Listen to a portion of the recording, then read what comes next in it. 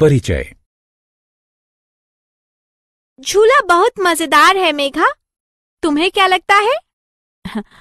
तुम ठीक कह रही हो विधि। एक झूले का ऊपर और नीचे जाना सचमुच एक अच्छा एहसास है। लेकिन ये और भी मजेदार होता यदि हम दोनों एक साथ ऊपर और नीचे जाते। हम जाएंगे, लेकिन 3 चक्कर के बाद, क्योंकि हमारी गति एक सी नहीं है। क्या तुमने ये पता लगाने के लिए अपनी पसंदीदा गणितीय अवधारणा का प्रयोग किया है मेघा? हाँ विधि, मैंने महत्तम समापवर्तक का प्रयोग किया है। बच्चों, इस पाठ में आप गुणनखंडों, गुणजों, महत्तम समापवर्तक, लघुत्तम समापवर्तक एवं विभाज्यता के नियम को समझेंगे। उद्देश्य। इस पाठ के अंत में आप निम्न करने में सक्षम हो जाएंगे। एक संख्या के गुणनखंड एवं गुणज निकालना, गुणनखंडों एवं गुणजों के गुणों की व्याख्या करना, संख्याओं का अभाज्य, भाज्य, सम एवं विषम के रूप में वर्गीकरण करना, संख्याओं की विभाज्यता की जांच करना, संख्याओं को उनके अभाज्य गुणनखंडों के रूप में व्यक्त करना, मा सा पा यानी महत्तम समापवर्तक एवं ला सा पा यानी लघुत्तम समापवर्तक की गणना करना, गुणनखंड एवं गुणज। माली हीरालाल श्रीमती शर्मा के बगीचे में 8 गुलाब के पौधों की एक आयताकार पैटर्न बनाना चाहता है। वह प्रत्येक पंक्ति में गुलाब के पौधों की एक समान संख्या, एक या अधिक पंक्तियों में बोने की योजना बनाता है। आइए हर संभव पैटर्न को देखते हैं जिसमें हीरालाल आयताकार पैटर्न बना सकता है। हीरालाल एक एकल क्षैतिज पंक्ति में सभी 8 गुलाब के पौधों को लगा सकता है। बारी बारी से वह प्रत्येक पंक्ति में 4 गुलाब के पौधे रखकर उन्हें 2 क्षैतिज पंक्तियों में लगा सकता है।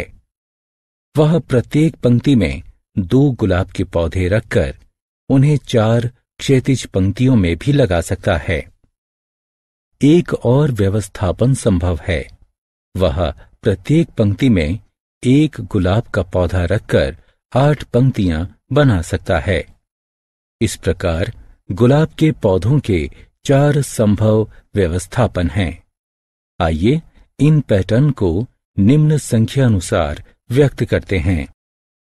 बाईं तरफ की संख्याएं पंक्तियों को दर्शाती हैं एवं दाईं ओर की संख्याएं प्रत्येक पंक्ति में गुलाब के पौधों को दर्शाती हैं। संख्याएं 1, 2, 4 एवं 8 को पूर्णतया विभाजित करती हैं तथा कोई शेष नहीं बचता है, अतः वे 8 के गुणनखंड हैं। एक संख्या के गुणनखंड वे संख्याएं होती हैं जो उस संख्या को पूर्ण रूप से विभाजित करती हैं। आइए अब 8 और 12 के गुणनखंडों की सूची बनाते हैं। 1, 2, 4 और 8 के गुणनखंड हैं। 1, 2, 3, 4, 6 और 12 के गुणनखंड हैं। अब 8 और 12 के गुणनखंडों की तुलना करते हैं। आप क्या देखते हैं? 1, 2 और 4, 8 और 12 दोनों के गुणनखंड हैं, अतः 1, 2 और 4 8 और 12 के सार्वगुणनखंड हैं। आइए एक और संख्या 7 के गुणनखंड निकालते हैं। 1 और 7 के गुणनखंड हैं। 7 और 8 एवं 7 और गुणनखंडों और गुणजों के गुण। संख्याओं के गुणनखंडों और गुणजों के कुछ विशिष्ट गुण होते हैं। एक को जिस संख्या से गुणा किया जाता है वही संख्या प्राप्त होती है। जैसे 1 गुणा 2 बराबर 2 प्राप्त होता है। 1 गुणा 3 बराबर 3, 1 गुणा 4 बराबर 4, 1 गुणा 5 बराबर 5 प्राप्त होता है। 1 प्रत्येक संख्या को पूर्ण रूप से विभाजित करता है, अतः 1 प्रत्येक संख्या का एक गुणनखंड है। प्रत्येक संख्या खुद को पूर्ण रूप से विभाजित करती है। जैसे 2 भाग 2 करने पर 1 प्राप्त होता है, 3 भाग 3 बराबर 1, 4 भाग 4 बराबर 1, अतः एक संख्या खुद का एक गुणनखंड होती है। एक संख्या को पूर्ण रूप से विभाजित करने वाली सबसे बड़ी संख्या वह खुद होती है। 2 को पूर्ण रूप से विभाजित करने वाली सबसे बड़ी संख्या 2 है। इसी प्रकार 3, 4, 5 और 6 वे बड़ी संख्याएं हैं जो क्रमशः 3, 4, 5 और 6 को पूर्ण रूप से विभाजित करती हैं। अतः प्रत्येक संख्या खुद का सबसे बड़ा गुणनखंड होती है। एक संख्या के गुणनखंड एक और उसी संख्या की बीच की संख्याएं होती हैं। उदाहरण के लिए आइए 36 के गुणनखंडों को देखते हैं। 1, 2, 3, 4, 6, 9, 12, 18 और 36 36 के गुणनखंड हैं। अतः एक संख्या के गुणनखंड गणनीय एवं सीमित होते हैं। एक संख्या का 1 से गुणा करने पर वही संख्या प्राप्त होती है। उदाहरण के लिए 2 गुणा 1 बराबर 2 प्राप्त होता है, 3 गुणा 1 बराबर 3, 4 गुणा 1 बराबर 4, इसी प्रकार 5 गुणा 1 बराबर 5 प्राप्त होता है। अतः प्रत्येक संख्या खुद का गुणज होती है। एक से बड़ी अन्य सभी संख्याओं का एक संख्या के साथ गुणनफल खुद उस संख्या से अधिक होता है। संख्याओं का वर्गीकरण। संख्याओं को निम्न प्रकार से वर्गीकृत किया जा सकता है: अभाज्य, भाज्य, सम और विषम। आइए उन्हें एक एक करके देखते हैं। संख्या 7 पर विचार करते हैं। चलिए इसके गुणनखंडों की सूची बनाते हैं। आइए कुछ और संख्याओं एवं उनके गुणनखंडों को देखते हैं। इन संख्याओं के बीच क्या समानता है? इन सभी संख्याओं के केवल 2 गुणनखंड हैं, एक और वो संख्या खुद।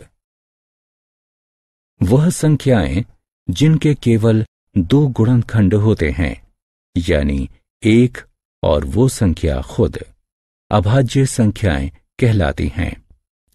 एक अद्वितीय संख्या है जिसका केवल एक ही गुणनखंड होता है, एक या वो संख्या खुद।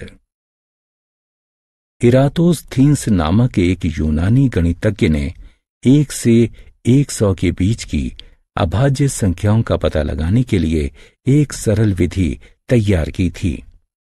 चलिए इस विधि को देखते हैं। हम 10 कॉलम की एक तालिका बनाते हैं। प्रथम कॉलम में हम 1 से लेकर 10 तक की संख्याओं की सूची रखते हैं।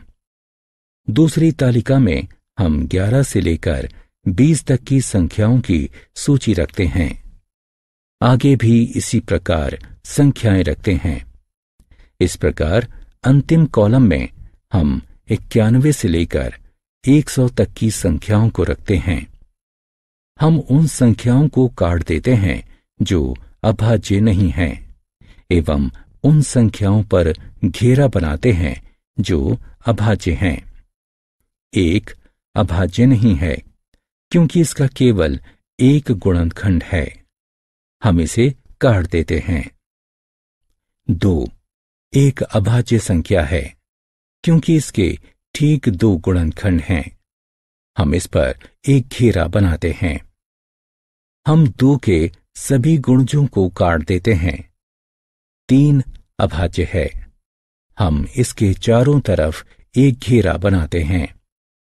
हम 3 के सभी गुणजों को काट देते हैं। हम यह प्रक्रिया तब तक जारी रखते हैं जब तक कि 1 से लेकर 100 तक की सभी संख्याओं पर घेरा न लग जाए या फिर उन्हें काट न दिया जाए। इस तालिका को इरतोस्थीन्स की छलनी कहा जाता है। आत्म मूल्यांकन। स्तंभ का में दिए गए विवरणों का स्तंभ बा में दी गई संख्याओं के साथ मिलान कीजिए।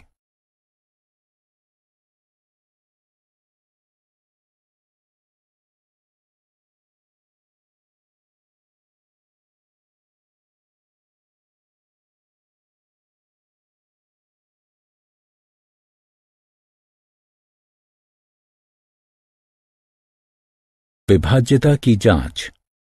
एक संख्या दूसरी संख्या से पूर्णतया विभाज्य कही जाती है यदि विभाज्य संक्रिया से कोई शेष नहीं बचता। हालांकि वास्तविक विभाजन द्वारा विभाज्यता का निर्धारण करने में काफी समय लगता है। अतः 2, 3, 4, 5, 6, 8, 9, 10 और 11 द्वारा संख्याओं की विभाज्यता की जांच करने के लिए विभिन्न परीक्षणों को तैयार किया गया है। आइए एक एक करके उन्हें देखते हैं। कुछ संख्याओं पर विचार करते हैं। 40, 34, 78, 36, 32। आइए इन्हें 2 से विभाजित करते हैं। 2 इन सभी संख्याओं को पूर्ण रूप से विभाजित करता है एवं कोई शेष नहीं बचता है। आइए कुछ और संख्याओं पर विचार करते हैं। 51, 45, 37, 79, 33। चलिए इन्हें भी 2 से विभाजित करते हैं। 2 इन सभी संख्याओं को पूर्ण रूप से विभाजित नहीं करता है तथा सभी स्थितियों में एक शेष बचता है। इससे यह स्पष्ट है कि सभी सम संख्याएं यानी वे संख्याएं जो 2, 4, 6, 8 या 0 पर समाप्त होती हैं वे 2 से विभाज्य होती हैं। चलिए कुछ और संख्याओं पर विचार करते हैं। 27, 36, 45, 54, 63। आइए इन्हें 3 और 9 से विभाजित करते हैं। 3 और 9 उन्हें पूर्ण रूप से विभाजित करते हैं और कोई शेष नहीं बचता है। अब चलिए प्रत्येक संख्या के सभी आगे वाले अंकों को जोड़ते हैं। आप क्या प्राप्त करते हैं? प्रत्येक योगफल 3 और 9 से विभाज्य है। चलिए कुछ और संख्याओं पर विचार करते हैं। 76, 23, 53, 79, 41। आइए इन्हें 3 और 9 से विभाजित करते हैं। 3 और 9 उन्हें पूर्ण रूप से विभाजित नहीं करते। प्रत्येक संख्या के पहले अंकों को जोड़िए। आप क्या प्राप्त करते हैं? योगफल 3 और 9 से विभाजित। चलिए कुछ और संख्याओं पर विचार करते हैं। 20, 35, 45, 50, 60। आइए इन्हें 5 से विभाजित करते हैं। 5 इन सभी को पूर्ण रूप से विभाजित करता है। अब संख्याओं के अंतिम अंकों को देखिए। वे या तो 5 हैं या 0 हैं। इन संख्याओं पर विचार करते हैं। 90, 50, 60, 70, 40। आइए इन्हें 10 से विभाजित करते हैं। 10 इन्हें पूर्ण रूप से विभाजित करता है। सभी संख्याएं जो 10 से विभाज्य हैं वे 0 पर समाप्त होती हैं। कुछ और संख्याओं पर विचार करते हैं। 46, 73, 89, 72, 51। ये संख्याएं ना तो 5 से विभाज्य हैं और न ही 10 से। इनमें से कोई भी 5 या 0 पर समाप्त नहीं होती है। अतः हम कह सकते हैं कि यदि एक संख्या के अंतिम अंक 5 हों या 0 हो तब वह संख्या 5 से विभाज्य होती है, और यदि एक संख्या का अंतिम अंक 0 है तब वह संख्या 10 से विभाजित होती है। चलिए अब कुछ और संख्याओं पर विचार किया जाए। 9383, 7986, 8382। दाएं से शुरू करते हुए विषम और सम स्थानों पर स्थित अंकों को अलग अलग जोड़िए। योगफलों के बीच का अंतर या तो 0 होगा या 11 होगा, जो कि दोनों 11 से विभाज्य हैं। कुछ और संख्याओं पर विचार करते हैं। 4231, 5466। योगफल का अंतर 4 और 1 है, जो कि 11 से विभाज्य नहीं है। अब संख्या 16 पर विचार करते हैं। 8 16 को पूर्ण रूप से विभाजित करता है। 8, 2 और 4 के गुणनखंड भी 16 को पूर्ण रूप से विभाजित करते हैं। अतः हम कह सकते हैं, यदि एक संख्या दूसरी संख्या को पूर्णतया विभाजित करती है तब इसके आत्म मूल्यांकन सही विकल्प को उठाकर उसके संगत स्थान पर रखें। अभाज्य गुणनखंडन। एक संख्या का गुणनखंडन